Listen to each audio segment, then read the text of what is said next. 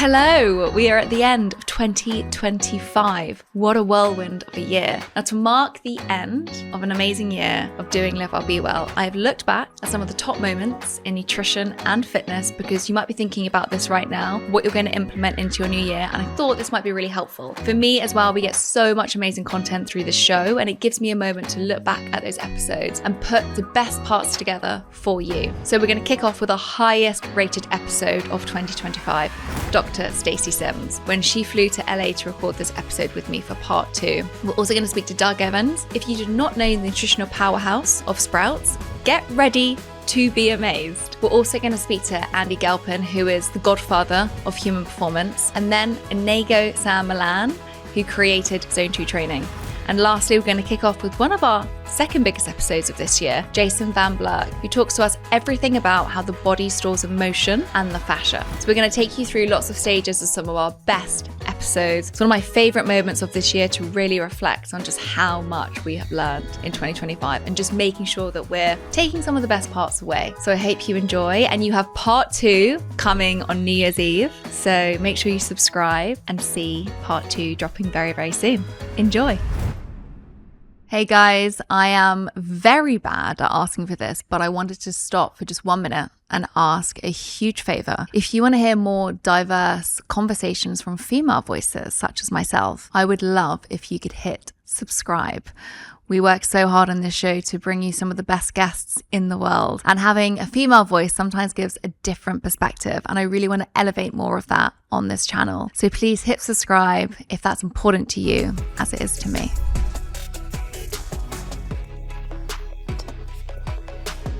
We've got gut health issues. Maybe, do we have blood sugar issues? Yep. Is that a thing? We've got brain fog. We've got mood changes, maybe depression, anxiety. Anxiety, I think, is quite a big one. Yes. That I hear a lot of people speak about. Okay, so this could be happening from 32 onwards. Yeah. So before we get to the menopause stage, which hormone therapy, HRT is speaking about a lot, what do women do in this phase? Like, if we're not getting an SSRI because we've not got an imbalance, how can women support themselves through this change? Yeah, so exercise physiologist, I look at that, and I look at environmental stressors before we go down a pharmaceutical route. So if we're looking at all the systems in the body that are affected, and we see from a metabolism standpoint, we are more insulin resistant. We also have changes in our blood lipids, where we start to have an elevation in our LDLs. We start to see increase in total cholesterol. We also start to see an increase in visceral fat and esterified fatty acids. So as an exercise physiologist, the first thing I think of is high intensity. Because if we do true sprint interval work or true high intensity interval work, then it's such a polarized stress. The body's like, whoa, okay, I better be able to create these changes that's going to allow my mitochondria to work better, to be able to pull blood glucose in, to be able to have these esterified fatty acids reduced into free fatty acids that I can use. So the liver's not sending it as visceral fat. It's actually sending it to be used by the mitochondria. So we look at exercise as a powerful stress, but not moderate intensity and low intensity, because that's not a strong enough stress to be able to take the place of what hormones used to. Right. That's why we spoke so much about Zone 2 in our last conversation, Yes. Which is why it's not the most useful. Exactly. That's why we want high intensity. Right. Okay, so can you explain exactly what high intensity is so people are like really clear? Really dialed into it, yes. So if we talk about high intensity interval training, there's a subset in there called sprint interval training. And I don't mean running sprints. Okay. It's just the intensity. Okay. So it's 30 seconds or less, as hard as you can possibly go, with 2 to 3 minutes recovery between each of your intervals. So when you first do it, you might maybe do 2 of them, and then you're completely gassed out. So we don't want people to go, oh, I can do 8 of them, no problem. Because by the time you get to the third one, you're not truly in your sprint. You're dropping in your intensity. So it's about the quality of the work, not the quantity. Exactly. So if we're doing that kind of sprint interval work, it's such a strong stress to the body that we start to see these epigenetic changes over time within the muscle that allows more of our GLUT4 proteins in the cell wall to translocate faster to be able to pull more glucose in without insulin. So this is the same reason why people who are diabetic are encouraged to go for a walk or a light jog after a meal to enhance this epigenetic change within the muscle. Wow, so it helps lower their glucose. Mm-hmm. Okay, because there's more uptake into the cells. Exactly. Right. Exactly. We also see that there is a greater release of myokines from the skeletal muscle that then feeds forward to the liver, that tells the liver, we don't want visceral fat. We don't want these fatty acids to become esterified. We want these fatty acids to then go to the skeletal muscle to be stored near the mitochondria to be used as fuel at rest. So we start to see all these little changes through all the systems of the body just by doing some true high intensity work. So how many times a week should we be doing this then? For sprint interval training, 2. Okay. But then the other one is what we call high intensity interval training, which is slightly lower in the intensity but longer. So instead of 30 seconds or less, we're looking at 1 to 4 minutes of 80% of your max or a little bit higher. And then you have variable recovery. So this would be something that someone would say, if I'm in a CrossFit class or I'm at F45 or some of these other classes where we have every minute on the minute, for 5 minutes, we're doing one exercise and then we quickly transfer to the next exercise. So every minute you're doing something different, and the 5th minute's full recovery. And you might go through that 3 or 4 times. That gives you, your 20 minutes of high intensity work, but it's true high intensity because it's 40 seconds of a blast of about 80%, 20 seconds slight recovery as you're transferring to the next exercise, 4 of those, and then 1 full minute off. Right. So this is true high intensity. It's not actually doing an Orange Theory class. It's not actually doing an F45 because those movements are so rapid and you're going so quickly for 45 minutes that you are just sitting about that 70% mark. Okay. Which makes you feel smashed and people think they have a really good sweaty workout, but it's not truly high enough of intensity to invoke the change that we want. Right.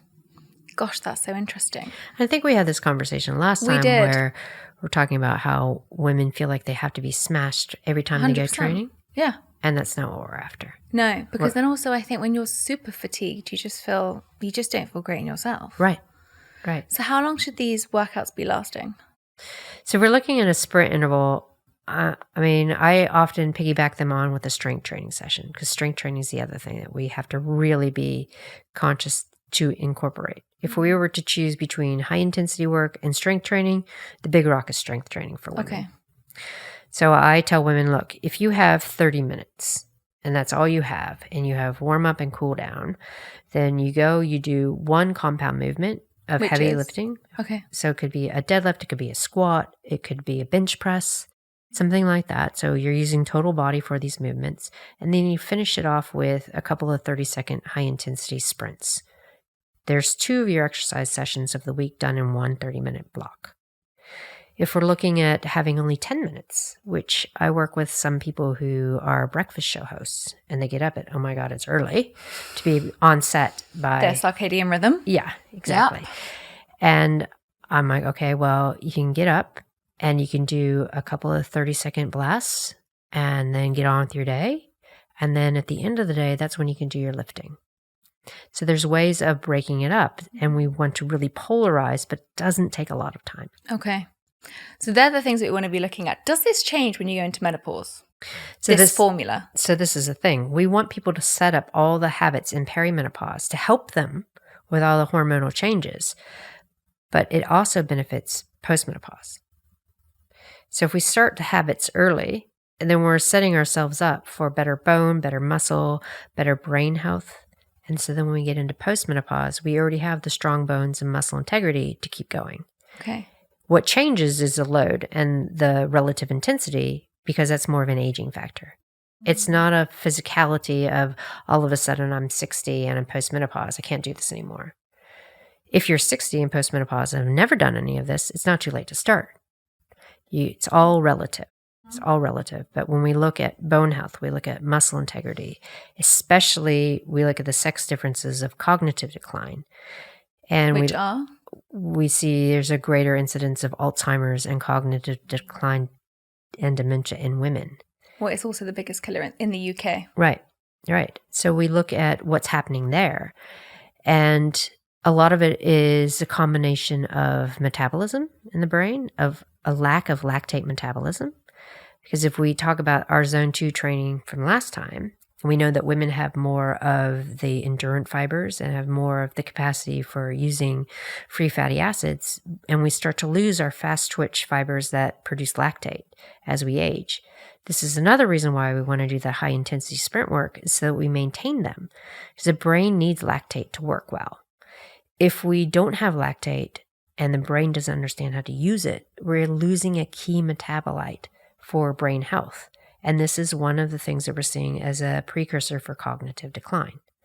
The other thing is strength training, as I mentioned earlier. Yes, it's really great for bone and muscle, but it's the neural stimulus and neural growth patterns that we get from strength training that really does help reduce the risk factor for cognitive decline in Alzheimer's. So when we look at what are we doing in perimenopause to benefit our bodies and our minds while we're having such severe hormonal shifts, we're also looking at the eye of longevity. Because if we start the high intensity work, or we're doing the high intensity work, it's great for our brain. Okay. We do the strength training, that's great for our brain, our bone, and our muscle. Creatine. It's the best thing out there. I knew you'd say that. Okay, how should people be looking at creatine? And how much should they be taking? Yeah, so your body naturally produces around 2 grams a day. If you have a diet that is meat-oriented, then you're also ingesting a lot of creatine that way. Most women don't eat enough to actually provide as much as the body actually goes through. We see there's a change across the menstrual cycle of how your body uses and regulates creatine. So we see that there's a increase in creatine kinase, which is your breakdown in the high hormone phase, because again, progesterone is trying to provide all the building blocks. So really having the availability of more creatine helps with that too. If we're looking at supplementing with creatine, we want creatine monohydrate, and I don't get any kind of kickback from this company, but the company that produces CreaPure, this is a German B2B, meaning business to business. CreaPure is patented, and so it uses a water wash. There's no real side effects from using it. It's pure, and it's in almost every high quality creatine monohydrate product that's out there. So if you're looking at something that has CreaPure on it, you want to start with 1 to 3 grams and work your way up to 5 grams over the course of about 3 to 4 weeks. And that's going to attenuate any possible side effect. Okay. If you're looking at a cheaper version of creatine monohydrate, it comes as an acid wash because it's cheaper to produce it through acid, evaporative and other things in the lab than it is to use a water wash, which is really specific. And this is why we start to see a lot of bloating and stomach discomfort and some of the other side effects that we see. Okay. So again, being consumer, be aware. Be aware. Yeah. And a lot of people talk about creatine with DOMs. Yeah. Should people be having it a specific time after they exercise?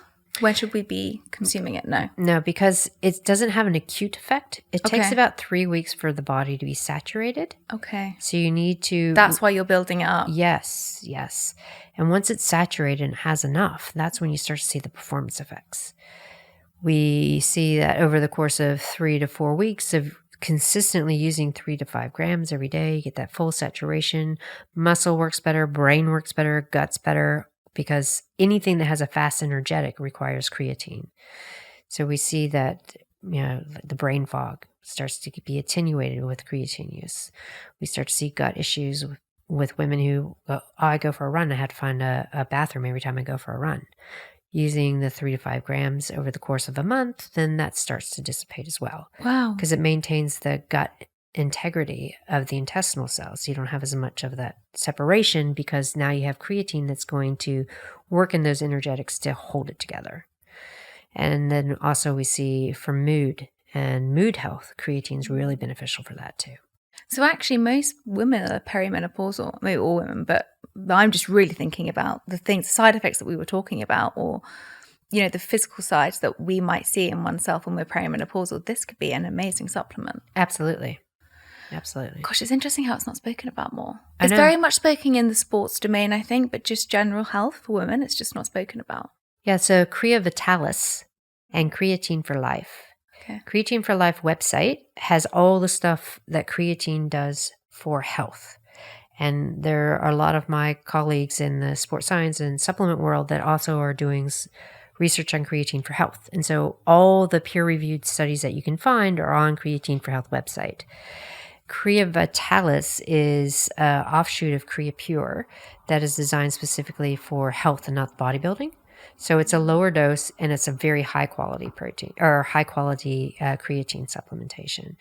So there's definitely stuff that's coming out, and it's a push to get into the health space for both men and women.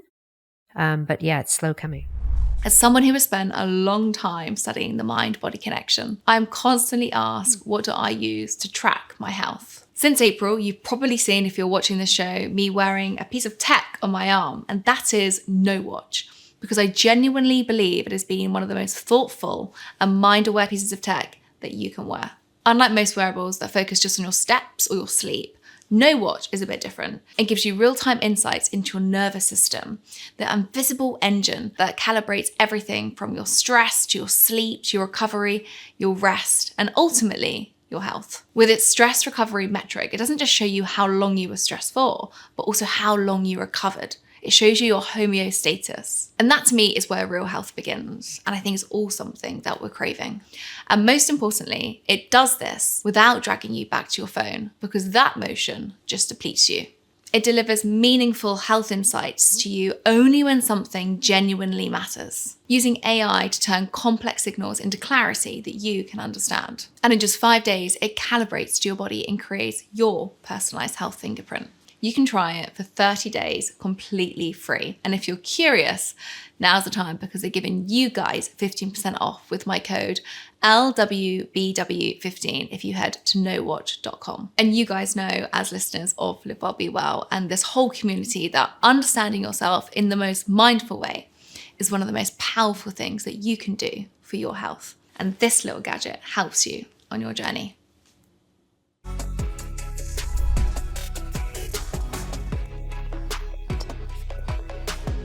One thing that's a massive topic of debate when we get to nutrition, food, and fat loss is seed oils.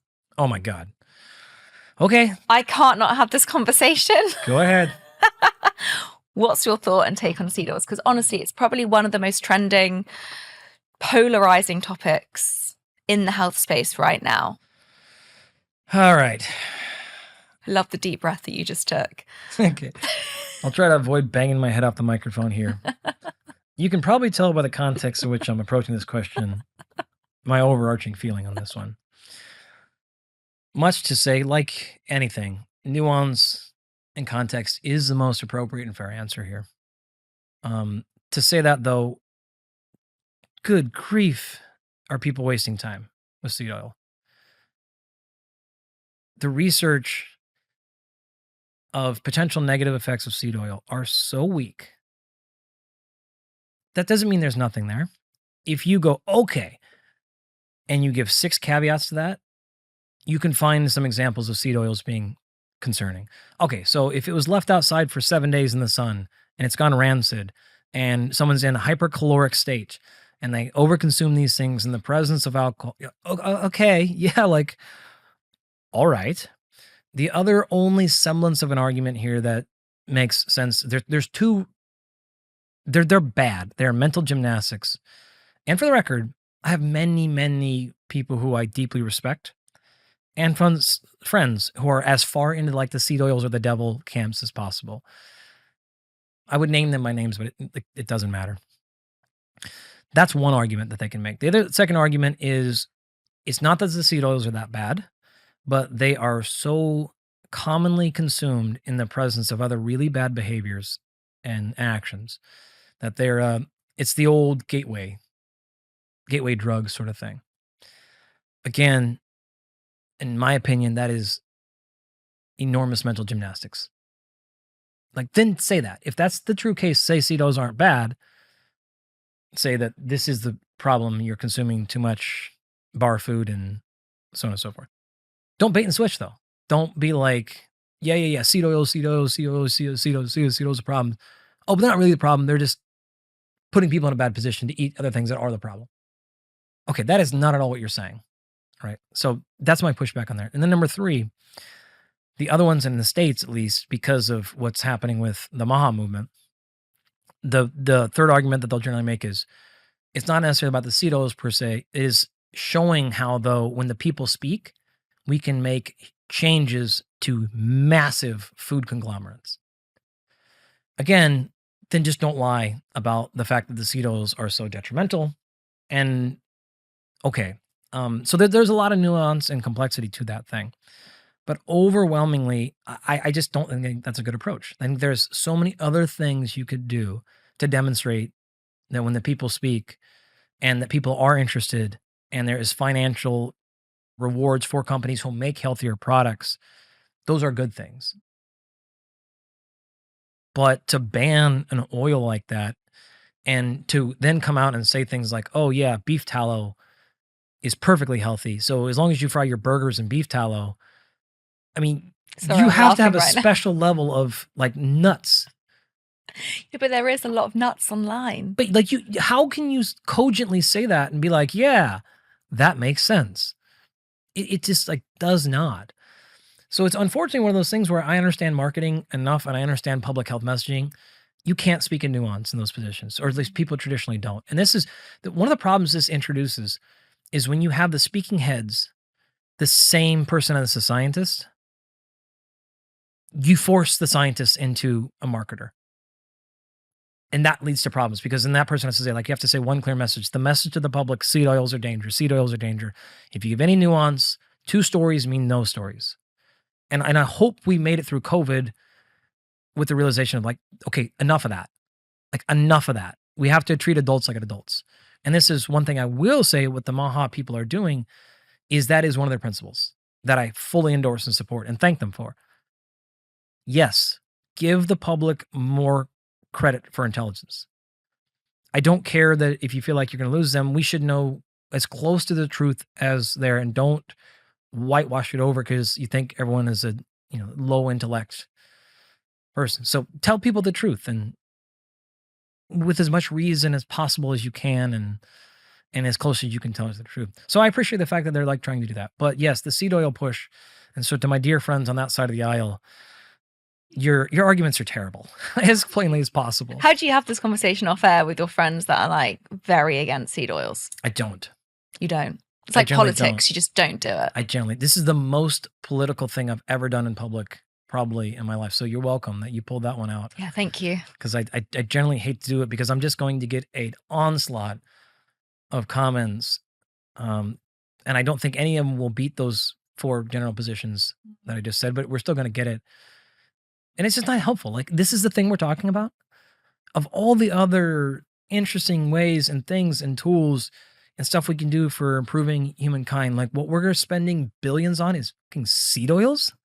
That was our shot. Like, you had one shot to change how healthcare works in America. And the bullet you chose to fire was seed oils? Do you know where this actually like this mental hype? Because I see it everywhere.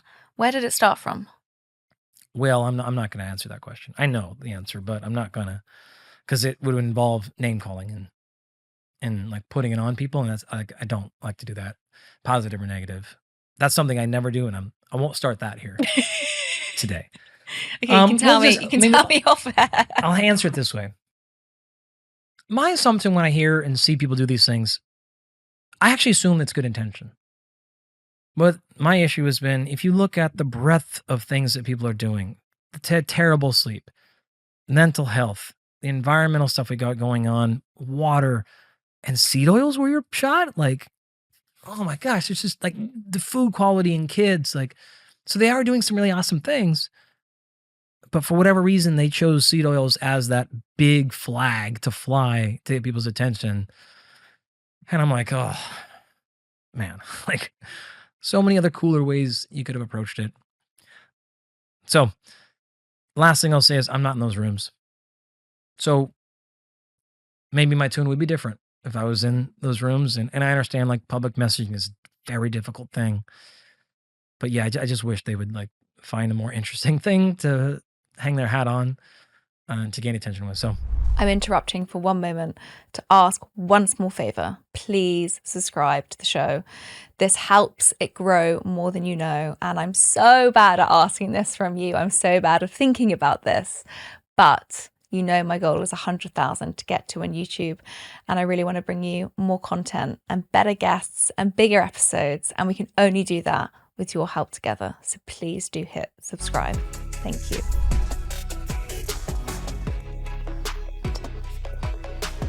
I think something that people might be surprised about is that the protein quantity of sprouts. Because I think the first thing that people think about, and maybe not from our show because we speak a lot about plant-based diets here, is the protein quality. And I think I read in your book that sprouting increases protein by 20%. Yes. How? It's nature and it's science. So what happens is when you have the legume or you have the seed and you cook it, you're basically making it edible by removing the starches and the lectins and the like. When you're sprouting it, you're partnering with the natural process of nature. So by activating all of the biological metabolic processes, it's making the amino acid profile expand, and it's making it bioavailable, and it's increasing in the journey. There's nothing else like sprouting in the world. Like the fact that you could take some seeds. We've got some broccoli. Some broccoli seeds. You know, we can, here. Right, here we go. If you're on YouTube, you'll see. You can take these seeds. Yeah.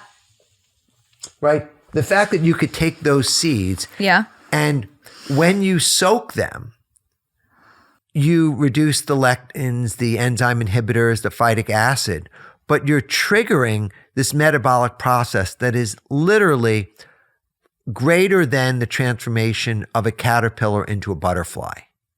And if you think about a little caterpillar and it builds a cocoon and it bursts its way out of the cocoon and these wings flow and it can fly, that's a pretty magical natural process. Every one of those seeds contains that level of energy and that level of life force. It's interesting because as I'm looking at this, what's coming into my mind is, I know the UK are 5 years behind America. And I used to live in New York. I lived there for 5 years. And I always remember when I lived there, which was about 15 years ago when I first moved there, chia seeds were coming up, flax seeds were coming up. There was a lot of these types of seeds. And I remember people all of a sudden were making chia seed puddings and soaking them in oats. And that was like one of the things that now is abundant and it's on a lot of menus and a lot of healthcare stores, but you don't have to be in the health circle to have heard of a chia seed now. Whereas 15 years ago, you had to be kind of in that health circle to know about it. That's right. I'm looking at these and I'm thinking, are these the next chia seeds? Are these the things that are going to be coming up? It's really beyond. Like sprouting is a time that has come. Yeah. And so what's happening now is there's never been a greater need for high quality nutrition. And now with the new administration in the US, like going after additives, preservatives, food colorings, and going back towards a more simple plant, centered diet, like there's a need. The average leaf of lettuce in the United States travels 2,000 miles till it gets to the grocery store. So sprouts are traveling 2 feet. Like they're fresher, they're more nutritious.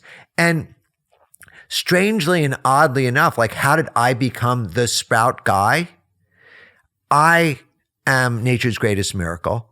I have the energy, I have the intelligence, I have the experience, and I had the unique perspective of being a raw vegan living in a food desert that was uncompromising in my standards of what I would eat.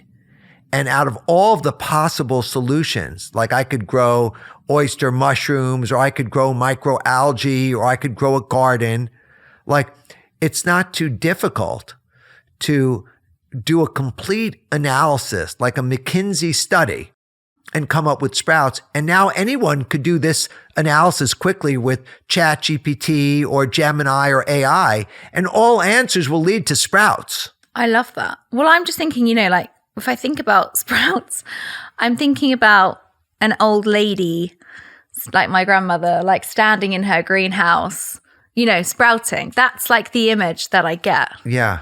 And I think... Well, but now it's going to be you, Sarah Ann, and you are young, sprouts. vibrant, vivacious, educated, you know, goddess with a platform and a megaphone. And that's what's happening. And we talked about this before we started the show. I didn't pitch you and send you emails. Like all of a sudden you show up, you know, in my messages and I'm like, oh, do you want to be on the podcast? I'm coming in. I'm like, yeah, of course. So that's the power. Yeah. And it's not me. No. Like I am just in the ether. I'm doing my part, but Yeah. the sprouts have taken over my microbiome and they've taken over my intuition. And now I'm in the place of just following the divine order Yeah. of this. Well, your name came up twice. Do you want to know who said it? Yeah, please. So I was in London and I was interviewing Dr. Gemma Newman. And as she was coming to the studio, she was like, I just bumped into Doug Evans. And I'm like, who's Doug Evans? And she was like, the Sprout guy. This is why now I call you the Sprout guy, because that was the first thing that came into my mind. And I was like, that's interesting. I haven't heard of the Sprout guy. Who is this? Obviously, I'm a nutritionist. So for me, I'm like, I need to know who this person is. Then I'm coming to LA to record the show. And I'm speaking to Dr. William Bolsowich, who's been on loads. We do so many. Two New York Times best-selling books, fiber-fueled cookbook. He's like the American sweetheart over here, is how I would like describe him. You know, everyone loves him. I love him. And he mentioned your name. And he was like, it would be great for you to talk to Doug. So it was interesting within the space of like a couple of weeks from you were kind of coming into my vicinity. And I was like, I want to know more about the Sprout guy. Yeah. And it's interesting because it's very rare that I sit down and do a podcast on nutrition. I mean, we do a lot on Live Well, Be Well. But, you know, we had Dan Buettner here yesterday talking about the blue zones. And that's someone who, you know, I've known for a long time and followed his work. We had Stacy Sims come on and talk about women's health. And that's something that I'm very well versed in, especially being a nutritionist. And I was like, I need to think about what are the kind of scientific studies that I know, apart from broccoli sprouts, that I really know about sprouts being as a nutritionist. And I was like, this is the first time when I really know actually quite little about this, which surprises me because it's in my field. That's right. And it shows actually how there isn't as much conversation. And I was thinking, well, where are we going to go for an hour on sprouts? And the amazing information that you're coming out of is just how powerful and nutrient rich these are. Yeah, it's interesting. Do you know Dr. Robin Berzin from Parsley Health? No. So Parsley Health is a functional medicine health program in the US where they have functional medicine doctors, nutritionists, dietitians, health coaches, and nurses. Yeah. And they believe food is medicine. And they have tens of thousands of patients that say, I am interested in food as medicine. I don't want to go down the normal path. So prior to getting any insurance, et cetera, they paid with their own dollars to be part of Parsley Health. So I met Robin 9 years ago. We reconnected recently. I sent her a sprouting kit. Her 7-year-old son loves it and is sprouting, and she loves the sprouts and she loves that the son is sprouting. And so now we have 30 of their practitioners, so a little less than half, all have sprouting company kits and seeds, and I'm going to do private Zooms and webinars with them on educating. And all of a sudden, each of them have 500 patients that they serve. So it's a matter of literally using the technology that exists today with ancient technology that makes sense and get it out there, because this is an idea whose time has come. But if you were to go to Japan, and I was just on the phone, with a Japanese executive this morning, in Japan, broccoli sprouts are $1 billion business. They have one company that sells sprouts to 20,000 retail stores. So like little 7-Elevens are selling little, 200-gram packs of broccoli sprouts in 20,000 stores. So they're selling about 500,000 servings a day of broccoli sprouts in Japan. Oh. So, and Okinawa is a blue zone, but other parts, but just in general. So I think it's just a matter of, having a vision and then executing on the vision. And, I met Will Bolshevitz online. I met Simon Hill online. I met Rich Roll online. I met all these people online, Darren O'Lean, Gemma, and From sprouting. Yeah. And now I've met all these people in person too. So these offline relationships become online relationships.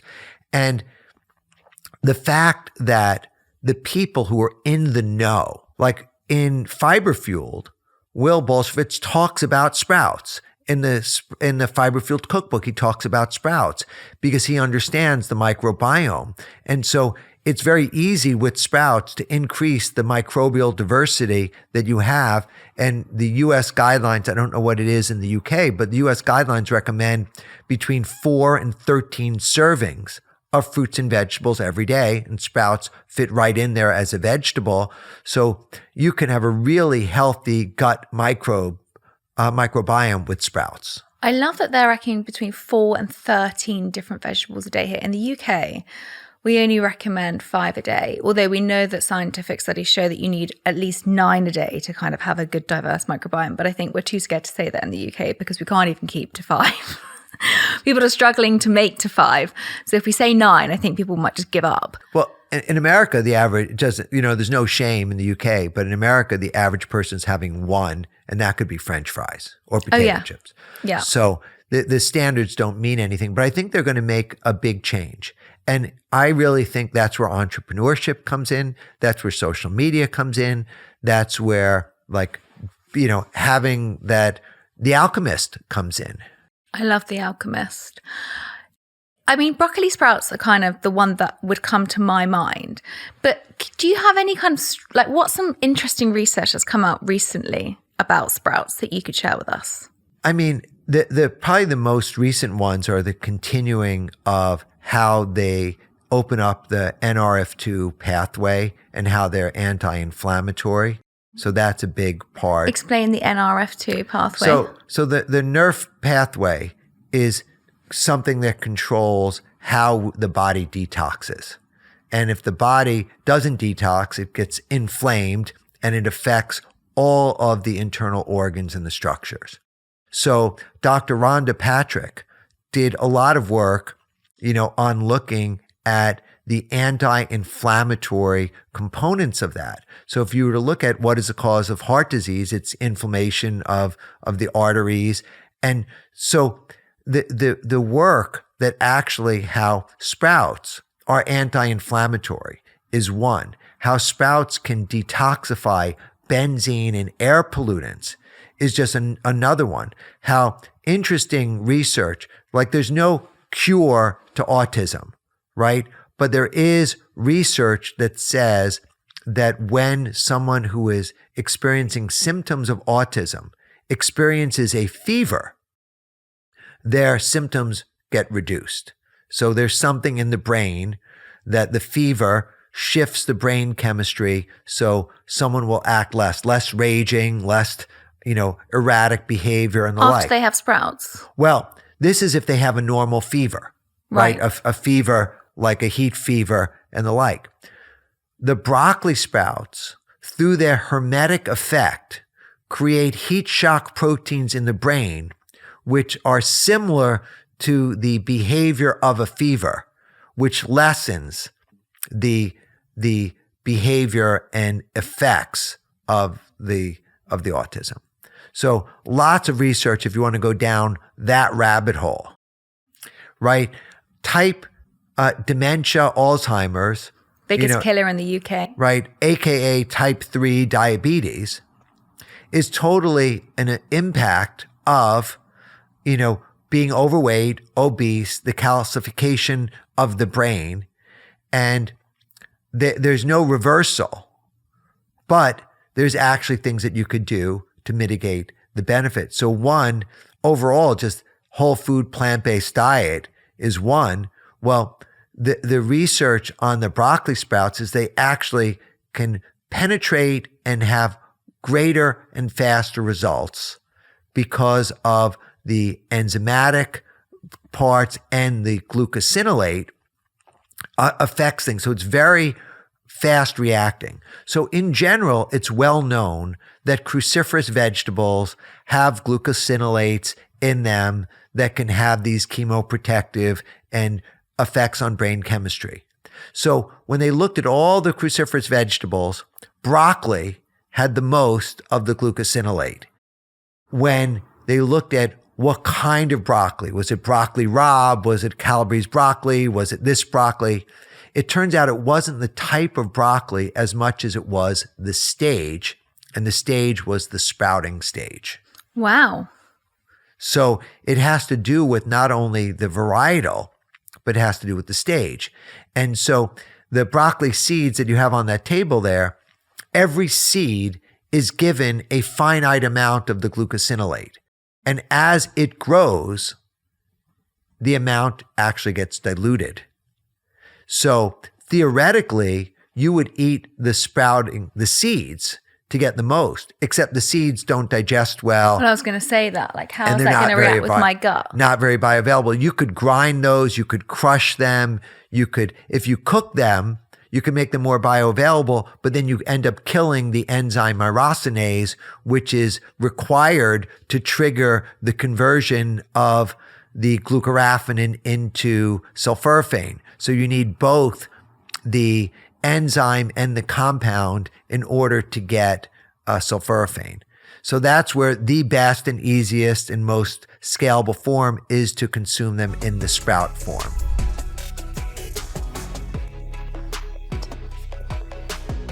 So many of us are confused about how we can improve our mitochondrial health. So we started at the beginning about talking about VO2 max as looking as one predictor, but you talk so much and you've pioneered this whole sector with exercise to help support mitochondrial function.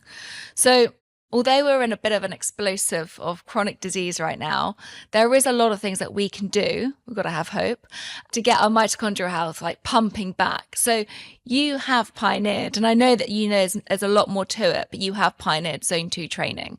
So I thought it's important to start there. Why is Zone 2 training so important for our mitochondrial health? Well, I mean, everything starts with professional athletes. They have taught us a lot, right? I always say we cannot understand imperfection if we don't understand perfection in the first place. Those are the Formula One cars, right? Those are the gold standard of what a human should be, right? Metabolically speaking, right? And this is why I've been fortunate for almost 30 years to be able to work with these kind of humans and be able to understand them very well. So they have taught us a lot in order to understand other concepts in different pathologies characterized by dysfunctions at the metabolic cellular level, right? So performance on one hand, right? It's about, as I mentioned, about producing ATP fast, producing energy fast and lasting as long as you can. Competition is that, being as fast as you can for as long as you can, right? That's whether we're talking about swimming or rowing or cycling or football, basketball, you need to be fast and you need to sustain that effort, right? So for that, you need to produce ATP at very high levels and have a very metabolically efficient engine, right? Which is what happens at the cell. And that furnace, that powerhouse, that central part of that engine, the cell is mitochondria, right? So what do we need to do with athletes? Improve their mitochondrial function. So for that, back in the days, I developed these methodologies to try to understand how we can translate what we were learning about cellular metabolism into training. So we know that different exercise intensities elicit different metabolic results. It's not the same result when you go for an easy spin on the bike, for example, than if you do a 30-second sprint. You're mobilizing different energy systems, right? So that's what I saw in the laboratory with these methodologies, with the metabolic cart, with the lactate. And I started to define different training zones because there were different metabolic events. If you do a maximal, an incremental exercise intensity, you see this beautifully. And anybody who has done this test or perform these tests as an operator, you can see these events happening in front of your eyes, right? And therefore, we're talking about from very low intensity all the way to maximal sprinting, right? So if you put together the dots, you're going to see these metabolic events. That being said, that's why I created different training zones, because I couldn't tell an athlete, hey, you're in a high glycolytic intensity, or you're in 100% oxidative phosphorylation state. That's why you have to train, right? You cannot speak that language, right? So I had to do something that was very easy to understand. And that's what I decided, zone 1 through zone 6, right? Then I started by trial and error. Okay, now let's try the next step. Okay, what is the intensity that elicits the best effect, not just for mitochondria, but for other intensities, right? Because we always have to remember that when it comes to athletic performance, you always win competitions at the high intensities. I have never heard about any athlete or seen any athlete winning a competition in the zone 2 or low intensities. Never happens. So, but unfortunately, people are taking to the extremes now, and all of a sudden, high intensity is gone, it's worthless. Well, it depends. If you're an athlete, you must train high intensity, and my athletes train very high intensities. In fact, about 50% of all the best times, the PRs, happen during training, not competition, right? So it's very high intensity because you need to stimulate that. So anyways, that's why you set up all these training zones. And that's what I started to see people in their responses back in the laboratory, where you can study that metabolic response very closely and see which trainings have improved the most. So what I saw is that zone 2, that was the one that improved the most. 2 parameters that I mentioned earlier: fat oxidation and lactate clearance capacity, which both are surrogates of mitochondrial function. I was seeing these over 25 years ago. And then obviously working with athletes, you saw that also in the competition. That's where you saw the action, right? And so that's why the zone 2 came along. But of course, you have higher intensities, zone 4, zone 5, which are, that turbo. You need to improve that turbo, right? The important thing is that you also have to train the turbo, which are like the high intensities, the zone 5, zone 4, because you need to stimulate that turbo, because that's where you're going to improve the competition as well. But then you need to stimulate also the sprint, because sometimes you need to sprint, But anyways, but when it comes to mitochondrial function, that's important. But when it comes to VO2, right, which is the cardiorespiratory adaptations, training high intensity is very efficient. That's probably more efficient, if not more efficient, than training at zone 2. But as I said from the beginning, that's how you express your cardiorespiratory adaptations to exercise. Right. But another thing is like how well mitochondrial function works. So anyway, so this is what now from the lessons that we have learned from elite athletes, then I started working with people from different pathologies, right? And chronic diseases, including type 2 diabetes, cardiac rehab patients, oncology patients, and metabolic syndrome. And that's what I saw in these people also improved mitochondrial function the most. That training. And Zone also 2 training. People, yes, that's what I was seeing. And also with people who just wanted to get fitter. Typical person who has been struggling forever because they only did HIIT, for example.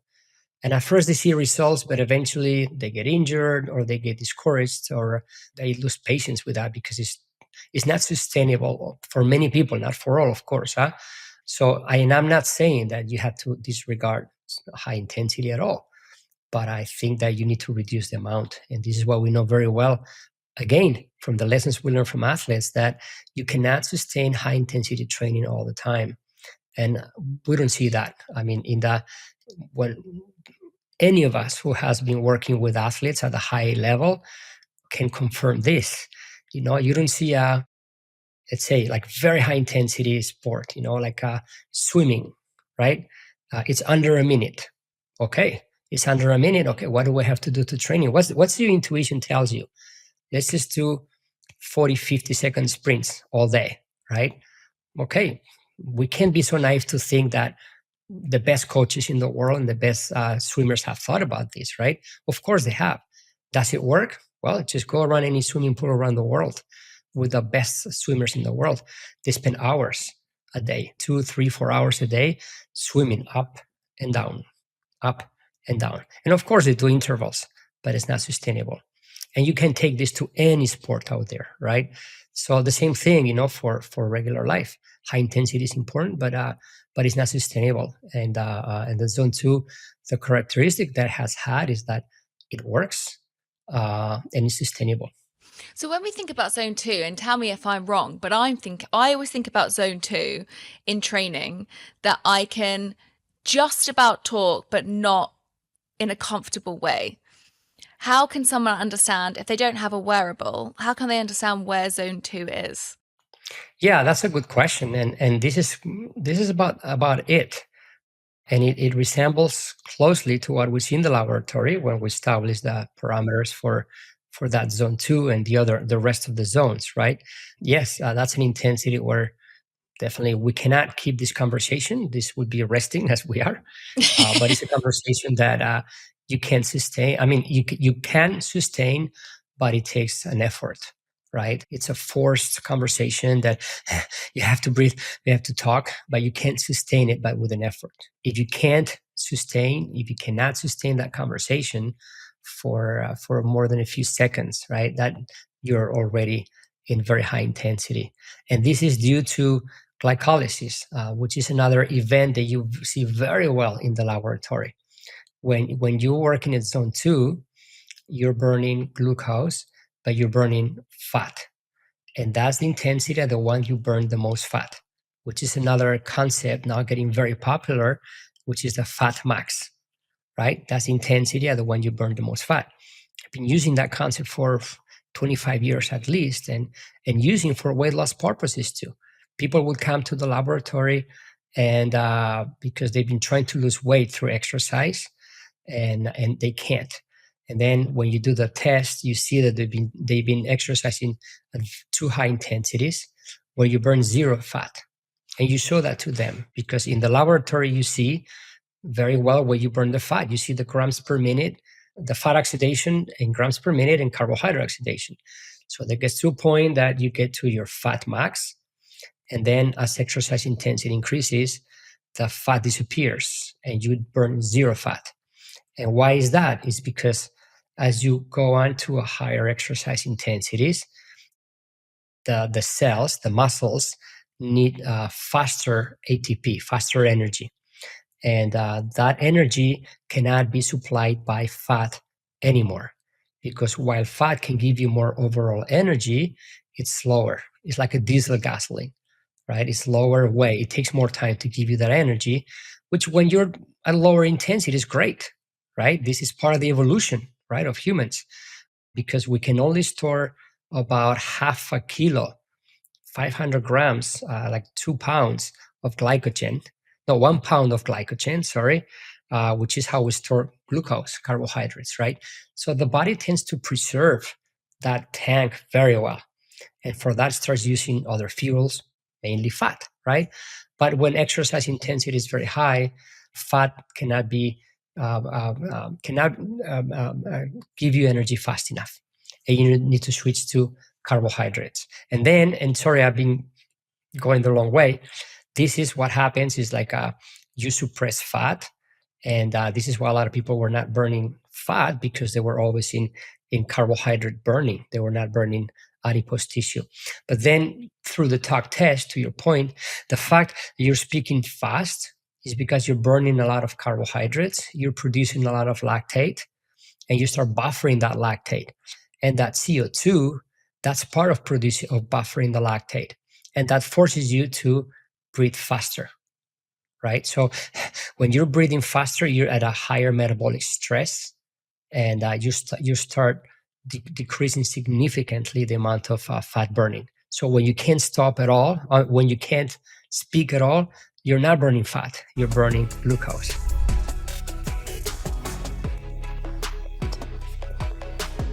So if people are suffering with, stress, poor mood, depression, how should they be thinking about daily movement in relation to their fascia?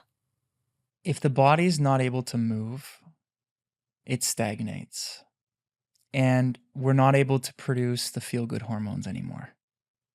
And one of the other things is like if I squeeze your rib cage really tight, if I squeeze it, you're going to start getting anxious because your body feels threatened. I'm threatening your ability to breathe. Well, what are bras doing? Squeezing the rib cage slightly, which drives a stress response.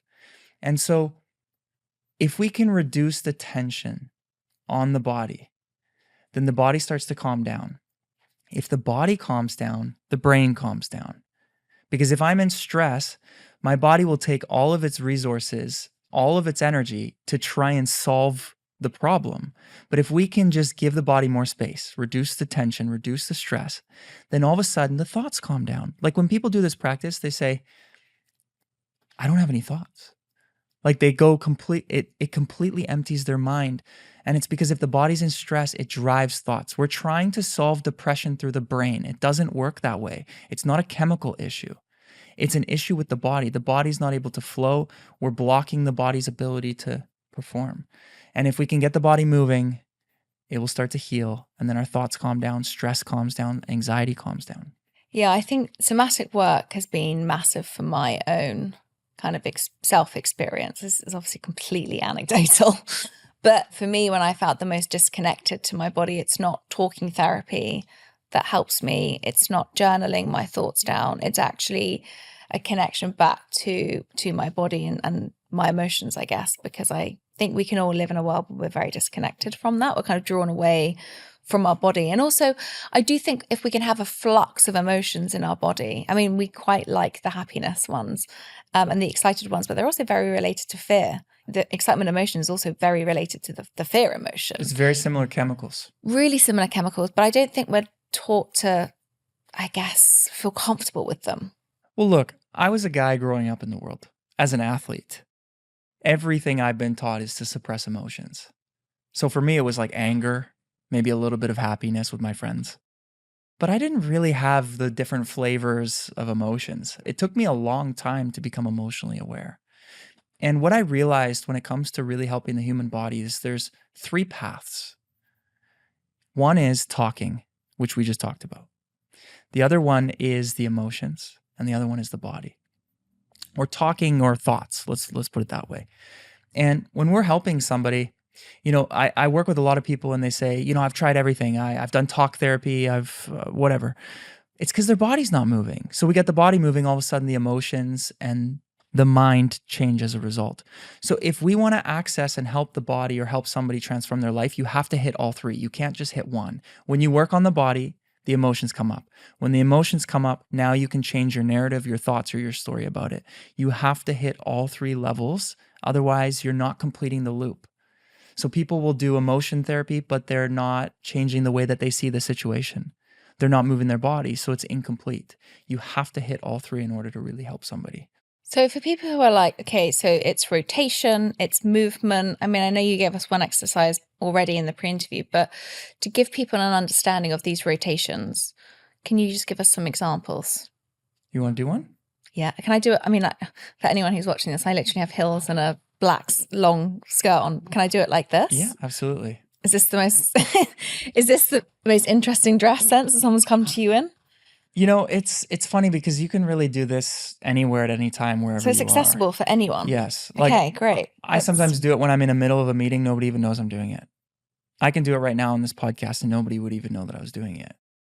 And there's different movements based on different scenarios. So let's do an easy one. So if you take your left hand and place it on your trap, and your right hand, just grab your elbow. And you're going to twist the elbow outwards. And normally you would bring it above your head, but just keep it here for a moment and twist as much as you can out and lock it in place and just hold it there. And we're going to hold this for about a minute. What we're doing here is we're taking the bone and we're torquing the bone outwards. As you do that, it creates almost like a vortex or torsion pattern in the fascia that we saw there. And it starts to unwind the tension deep around the bone all the way into the shoulder joint.